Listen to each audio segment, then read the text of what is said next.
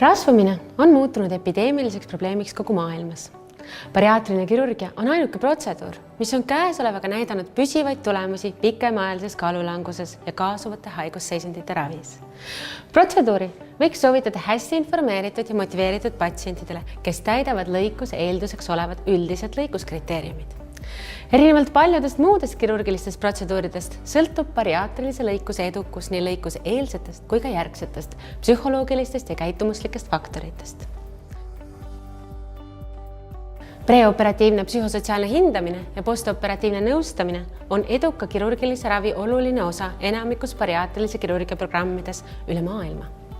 Hea lõikuse tulemuse tagamiseks on vaja püsivaid elustiili muutusi, pidades silmas esmajoones toitumise ja liikumisharjumusega seonduvat. Bariaatrilise kirurgiaga kaasnev kaalulangus mõjutab inimese üldmeditsiinilist seisundit, emotsionaalset heaolu, igapäevast funktsioneerimist ja sotsiaalseid suhteid, mistõttu psühhosotsiaalsete aspektide operatsiooni eelne hindamine on võtmelise tähtsusega lõikusvalmiduse ja hilisema toimetuleku ja rahulolu tagamiseks. Preoperatiivse hindamisse ja nõustamisse ei saa suhtuda kui väravavahi funktsiooni, kes sobib või kes ei sobi lõikuseks. Sekkumise eesmärgiks on pakkuda tuge ja harida patsienti teema valdkonnas, et vähendada võimalikke komplikatsioone ning kummutada valeuskumusi või ebarealistlikke ootusi. Hea kliinilise intervjuu eesmärk on tuvastada faktorid, mis võiksid komplitseerida patsiendi kirurgilist ja sellest taastumist ja kujundada individuaalsed soovitused, et tagada turvaline ja efektiivne ravitulemus. Intervjueerija peaks ideaalis omama kogemust bariaatriliste patsientidega töötamises, olema lugenud rasvumisega seotud operatiivse ravi kliinilist kirjandust ning tundma hinnatava psühhopatoloogia haiguskriteeriume. Kõige primaarsemad valdkonnad, mida intervjuu käigus tuleks hinnata, on kaalu- ja dieediajalugu, söömispatoloogia, muu psühhopatoloogia, üldmeditsiiniline anamnees, lõikusteadlikkus, motivatsioon ja ootused, füüsilise aktiivsuse harjumused ning lähisuhete ja tugisüsteemi olemasolu. Nende teemade katmine on vajalik, leidmaks lõikust komplitseerivaid kitsaskohti ja koostamaks reaalselt patsiendid toetavat individualiseeritud raviplaani.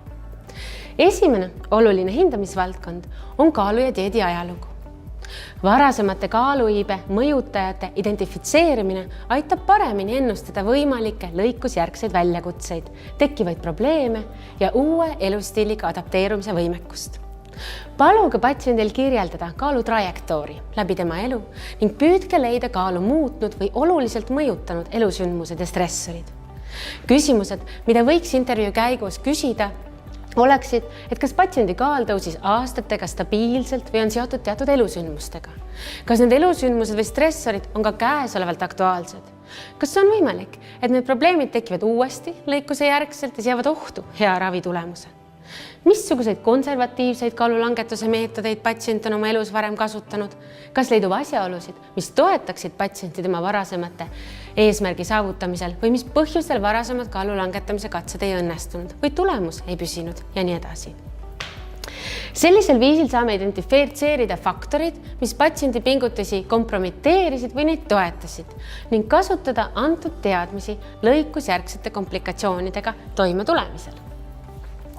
Teiseks tuleks hinnata patsiendi käesolevat söömiskäitumist, et tuvastada võimalik aktuaalne söömispatoloogia. Vaba vestluse käigus tuleks hinnata, millised on patsiendi toidueelistused ja harjumused, pidades silmas toidu kvaliteeti, portsjonite suurust, söögikordade sagedust, toidu tarbimise kiirust, näksimist, magustatud jookide tarvitamise harjumusi, toidu hankimisega seonduvat ja muud sellist. Näiteks patsient ei pruugi ise aduda, et tema portsjonid on liialt suured, toit ebakvaliteetne, toidukorrad liiga harvad või näksimine pidev. Patsient vajab seega toitumiskäitumise hindamist, selle kaardistamist ning individualiseeritud soovitusi edasisega toimetulekuks. Intervjueerija peaks ühtlasi olema kursis bariaatrilise kirurgia patsientidel sagedamini esinevate söömishäiretega, et märgata kas söömishäirele viitavaid tunnuseid. Abistava küsimustikuna on Eestis kasutusel üldine söömispatoloogia sõelküsimustik, SHS. Sagedasemad söömishäired bariaatrilise kirurgi kandidaatidel on liigsöömishäire ehk BED, inglise keeles binge eating disorder, ja öise söömise sündroom NES ehk night eating syndrome ning nõndanimetatud emotsionaalne söömine, mil suurenenud toidu tarbimine on otseselt seotud toimetuleku raskustega negatiivsete emotsioonide kogemisel. Söömishäirede suhtes patsientide sõelumine on vajalik, et haiguse tunnuste ilmnemisel patsient suunata psühholoogi või psühhiaatri vastuvõtule. Järgnevalt tuleks hinnata ka patsiendi üldist somaatilist ja vaimse tervise seisundit ning määratud raviplaanist kinnipidamist. Vaimse tervise hindamise eesmärgiks ei ole püstitada diagnoose või teha muudatusi varasemates raviotsustest. Varasema teadaoleva psüühikahäire korral on oluline analüüsida käesolevat toimetulekut, et kas varasemalt esinenud sümptomid on raviga kontrolli all ega kujuta riski toimetuleku suhtes lõikuse järgselt. Kõrgendatud tähelepanu võiks pöörata üldisele toimetulekule, eluoluga rahulolevule, meeleolule, ärevuse esinemisele, söömisprobleemidele ning uurida ka sõltuvust tekitavate ainete tarvitamise kohta. Abistavate vahenditena võiks kasutada enesekohaseid küsimustikke, näiteks EEK ja audit. Mõlemad küsimustikus on Eestis esmatasandi arstiabis kasutatavad standardiseeritud mõõtevahendid. Haiguse kahtluse korral tuleks patsient suunata esmalt perearsti vastuvõtule patoloogia täpsustamiseks ja ravi alustamiseks, kes vajadusel suunab patsiendi edasi psühholoogi või psühhiaatri vastuvõtule. Käesolev sõltuvushaigus on selge operatiivse ravi vastunäidustus. Kui patsiendil esineb alkoholi või mõne muu sõltuvust tekitava aine tarvitamise häire, tuleks operatsioon edasi lükata kuni probleemi kontrolli alla saamiseni. Lisaks eelpool mainitule võiks patsiendilt küsida ka psühhodroomeerivate sündmuste, sealhulgas seksuaalse väärkohtlemise suhtes. Antud küsimus on oluline, kuna psühhodroomeeriv sündmus anamneesis on mitmete psüühikahäirete riskifaktoriks ning muutused inimese välimuses ja enesetundes võivad psühhodroomeeriva sündmusega seotud võimalikku patoloogiat ägestada. Iga preoperatiivse hinnangu juurde peab kuuluma patsiendi lõikusalaste teadmiste kontroll, et tagada informeeritud nõusolek, mis eeldab tulemuste tagamiseks ka patsiendi poolseid käitumismuutusi.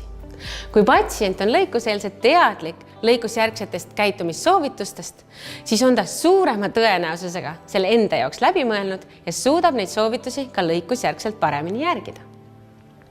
Lõikusteadlikkuse hindamine annab hea ülevaate patsiendi ravimotivatsioonist, otsuse langetuse protsessist ja lõikusjärgse ravirežiimi hoidmise plaanidest. Reaalsusega kooskõlas ootused tagavad suurema rahulolu, operatsiooni järgselt ning väiksema psühhopatoloogia tekkimise tõenäosuse. Uuringutega on näidatud, et patsiendid, kes pöörduvad kirurgile kaalukirurgia sooviga, omavad väga tihti ebarealistlikke ootusi lõikuse tulemuste suhtes. Väga oluline on lasta patsiendil oma ootused sõnastada ja võrrelda oodatavate teaduslike uuringutel põhinevate lõikuse tulemustega. Patsiendi tuleb abistada mõistma, et tegemist ei ole nõndanimetatud võlukuuli protseduuriga. Füüsilise aktiivsuse uurimist sobiks alustada näiteks lausega: olge hea, rääkige mulle oma praegustest liikumisharjumustest. Avatud küsimus oleks sobilik, et patsiendil ei tekiks vastureaktsiooni või kaitsepositsiooni. Hea oleks püüda tuvastada ka varasemaid liikumist ja treeningu sagedust mõjutanud faktoreid ja takistusi, sealhulgas nii emotsionaalseid kui ka füüsilisi barjääre, et formuleerida realistlikud lõikusjärgsed liikumisstrateegiad.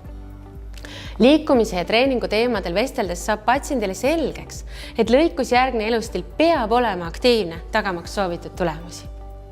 Sotsiaalsetel suhetel ja lähedaste toetusel on oluline roll operatsioonijärgsel taastumisel ja uue elustiiliga harjumises. Sellest lähtuvalt on tähtis hinnata sotsiaalse toe olemasolu ja kvaliteeti. Enamjaolt inimeste sotsiaalses suhtlemises toimuvad mitmed muudatused operatsiooni järgselt. Tervise paranemisega käib sagedasti kaasas ka liikuvuse, sotsiaalse lävimise tõus, mille läbi võivad nii paraneda kui ka halveneda sõprus- ja lähisuhted. Oluline on innustada patsienti mõtlema oma interpersonaalsete suhete olemuse üle, leidmaks käesolevaid stressoreid, otsimaks lahendusi, et ennetada võimalikke tulevasi probleeme. Lähedaste toetus on oluline patsiendi toimetuleku tagamiseks. Täpsustada võiks, kas ka tugivõrgustik vajaks antud teemal lisainformatsiooni. Bariaatrilise lõikusest taastumine on äärmiselt intensiivne ja kompleksne protsess ning patsient võivad vajada sellega seotud probleemidega toimetulekuks tuge ja nõustamist. Eriti oluline on toe ja nõustamise vajadus 18 kuni 24. lõikusjärgsel kuul ehk nõnda nimetatud mesinädala perioodi järgselt. Lisaks toitumise ja liikumise nõustamisele võib tekkida vajadus ka psühholoogiliseks toeks, et tagada head ravitulemust. Postoperatiivne nõustamine peaks olema patsiendi keskne, seisnedes eelkõige patsiendil esinevate individuaalsete probleemide ja komplikatsioonide lahendamises ning muutustega kaasnevatel raskustel toetuse pakkumises. Paljudes riikides on selle jaoks loodud spetsiaalsed tugigrupid, mida veavad dietoloog ja psühholoog. Enam levinud probleemid lõikuse järgselt on söögiisu taastumine, isu suurenemine, raskused tervisliku elustiili jätkamisega, kaalulanguse peatumine, kaalu tõusmine, mis omakorda võib kaasa tuua motivatsiooni ja meeleolu languse. Lõikusjärgselt mitmed psühhosotsiaalsed probleemid ja psühhiaatriliste haiguste sümptomid esialgselt vähenevad, kuid võivad taas ilmneda kaalulanguse peatumise järgselt. Psüühikahäirete tekkimise oht püsib ka patsientidel, kellel lõikuseelsed psüühikahäired ei esinenud. Sellest lähtuvalt vajavad bariaatrilise lõikuse läbinud patsiendid jälgimist eelkõige meeleolu, söömis- ja sõltuvushäirete suhtes. Psühhiaatriliste häirete esmakordsel esinemise ja haiguse ägenemise tõenäosus tõuseb 3. lõikusjärgsel aastal. Psüühikahäirete skriinimisel võib kasutada samasid enesekohaseid küsimustikke, mida kasutati ka lõikuse eelselt ning tähtis on jätkata varem diagnoositud psüühikahäirete ravi ning jälgida seisundit ning seirata regulaarselt muutustega adapteerumist. Tihti on bariaatriliste patsientide neil on omased mitmed toitumisveidrused. Oluline on püüda mõista, kas patologiseerunud toitumiskäitumise taga on kirurgilise manipulatsiooniga seotud adaptiivne käitumine või haiguslik kõhnuse või kehakuju muutuse ihalus. Samuti võib varem diagnoositud söömishäire olemus veidi muutuda. Näiteks liigsöömishäire korral operatsiooni järgselt ei ole enam võimalik varasemaid suuri toidukoguseid süüa, ent püsib kontrolli kaotamise tunne ja sellega kaasnev distress. Sellisel juhul on oluline märgata patoloogiale viitavat ja suunata patsient spetsialisti vastuvõtule. Nii kliinilise kogemuse valguses kui ka esmaste teadusuuringute põhjal näib ülekaalulistel patsientidel bariaatrilise operatsiooni järgselt tavapopulatsioonist enam eelsoodumust sõltuvushäire ja suitsiidiriski tekkeks. Lisaks psühhopatoloogiale tõuseb lõikuse järgselt ka patsientide risk mikroelementide ja vitamiinipuudusega seonduvate häirete tekkeks. Näiteks väljendunud B12 defitsiit tulemusena võib kujuneda dementsussündroom. Oluline on tähele panna ka krooniliste haiguste raviks määratud ravimite ohutust ja efektiivsust, kuna lõikuse järgselt võivad mitmed ravimite plasmakontsentratsioonid vastavalt lõikuse tüübile muutuda. Lõpetuseks võiks öelda, et eduka bariaatrilise kirurgia eelduseks on patsiendi elukestev seiramine ja multidistsiplinaarne terviklik lähenemine.